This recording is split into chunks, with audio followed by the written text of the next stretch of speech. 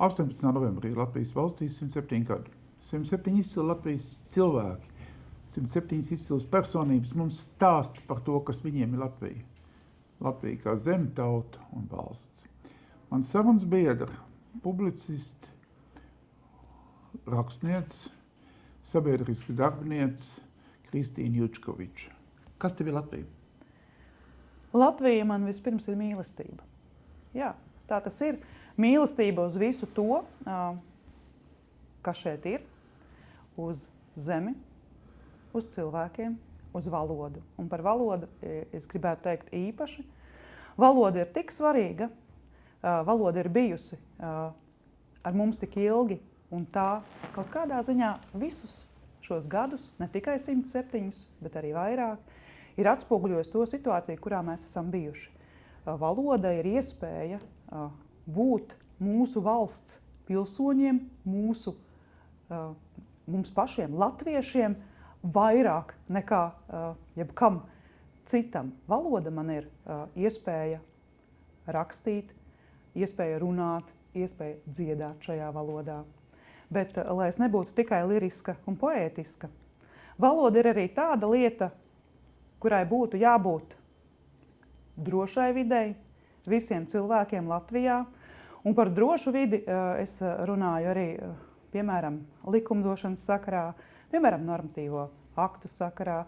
Katram likumam, katriem noteikumiem, kas ir izdoti latviešu valodā, būtu jābūt saprotamiem katram Latvijas iedzīvotājam, uz ko tie attiecas, un šai valodai arī jābūt dzīvai, arī jābūt plūstošai, vēlreiz saprotamai, lasāmai un, patiešām arī tiem, kas raksta visus šos normatīvos aktus un dokumentus, būtu jāmācās, būtu jāiegūst papildus valodas zināšanas un, sarežģītība, tas ir brīnišķīgi, bet vēl labāk tomēr tā ir izpratne. Un droši vien tāpēc arī es rakstu. Tāpēc arī es rakstu ne tikai prózu, ne tikai publicistiku, bet arī dzeju, jo, manuprāt, valoda atspoguļo viskaistāko, kas mums ir. Un caur valodu mēs arī patiesībā skatāmies uz mūsu Latviju, uz tiem 107 gadiem. Mēs skatāmies uz saviem bērniem, uz savu skaisto dabu, uz saulēktiem un saulrietiem, kas katru reizi ir izrāde. Un ar valodu to mēs brīnišķīgi, protams, atspoguļot. Tas, kas man vēl ir Latvija, kas man ir ārkārtīgi sirdī tūs un par ko es priecājos un brīnos un ticu un noticu tam, kā arī mani bērni vēlas dzīvot Latvijā. Un tas patiesībā ir ārkārtīgi tāds sirdi kustinošs notikums man pašai saprast, ka mani bērni ir tie, kas grib šeit veidot savu dzīvi, kas grib arī savus bērnus radīt un audzināt mūsu skaistajā vietā, kur mēs runājam, vienīgajā vietā pasaulē plaši latviešu valodā. Un šī valoda ir patiesībā pats galvenais ankurs, stūrakmens, pamats. Jā. Jebkurā gadījumā apmēram 50 gadus Latvijas valoda tika diezgan vardarbīgi mīdēta no kādas lielas kaimiņu valsts valodas ietekmes. Pēdējos 35 gadus mēs jūtam, ka arvien lielāku ietekmi latviešu valodā ir angļu valodai.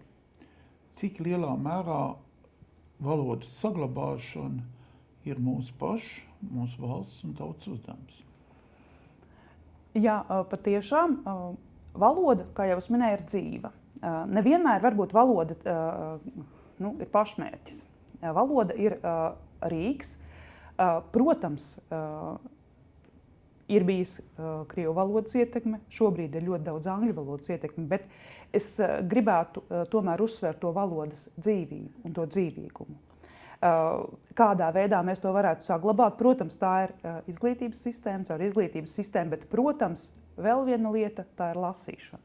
Tās ir grāmatas latviešu valodā, tā ir literatūra latviski, un tieši šī lieta veido vārdu krājumu, un bez lasīšanas, es domāju, patiesībā šo uzdevumu vispār nevar veikt. Tad rakstnieki rakstiet, dzejnieki dzejojiet, izdodiet grāmatas un lasiet lūdzu un mēģiniet piedabūt arī savus bērnus lasīt, kas ir ārkārtīgi svarīgi, un lasīt latviski. Jālasa latviešu valodā.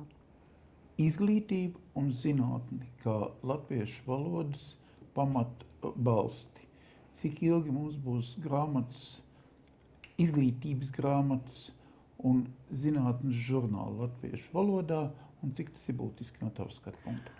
Man skatu, tas ir ļoti būtiski, bet par zinātnes izdevumiem latviešu valodā, man jāsaka, varbūt nav tā pati labākā situācija. Mums būtu jābūt vairāk citējumiem žurnāliem tieši zinātnē. Un, ja mēs arī neradīsim, ja mēs neradīsim zinātni latviešu valodā, tad arī valoda, es domāju, noplicināsies.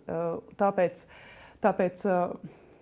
izglītības sistēma, arī līdzekļi, kas tiek piešķirti izglītības sistēmai, veids, kādā tiek mācīti skolēni, veids, kādā mēs mācām valodu un literatūru skolēniem, ir cieši saistīts pēc tam ar to jau kādā veidā studenti strādā, kādā veidā viņiem ir iespēja, piemēram, rakstīt referātus, kādā veidā viņiem ir iespēja atsaukties uz avotiem latviešu valodā. Šobrīd, es domāju, arī angļu valodas ietekme ir lielākoties tāpēc, ka, piemēram, atsauces jau latviešu valodā mums ir, bet angļu valodā tās ir daudz plašākas iespējas un pieejas. Tāpēc šai zinātnei veidojoties Latvijas augstskolās patiešām būtu, manuprāt, jāpievēršas īpaši tam, lai mums būtu gan grāmatas latviešu valodā, ir arī brīnišķīgi izdevumi. Esmu pati bijusi klāt zinātniskiem darbiem, plašu autoru kolektīvu veidotiem materiāliem, kas ļoti labi noder studentiem. Tajā skaitā arī veselības aprūpes medicīnas jomā. Un, manuprāt, šādi piemēri, šādas grāmatas būtu arvien vairāk jāveicina ne tikai valstī, bet arī uzņēmējiem. Un šādas brīnišķīgas iespējas ir jāizmanto. Bet katrā ziņā stāsts par izglītību un tai sekojošo virzību uz zinātni, manuprāt, varbūt ir nepietiekami novērtēts šobrīd, un tam jāpievērš lielāka uzmanība. Un, ja mēs nemācīsim savus bērnus latviski, ja nebūs iespēja plaši apgūt valodu, ja nebūs iespēja mācīties latviski dažādas sarežģītas programmas, tad jau arī valodas virzība nebūs tik laba, valodas lietošana nebūs tik raita un pateicīga, kā tas būs brīdī, ja mēs pieļausim šādu iespēju. Tad izglītībai, zinātnei jāvirzās arī latviešu valodā. Es tev pateicos par stāstījumu. Paldies.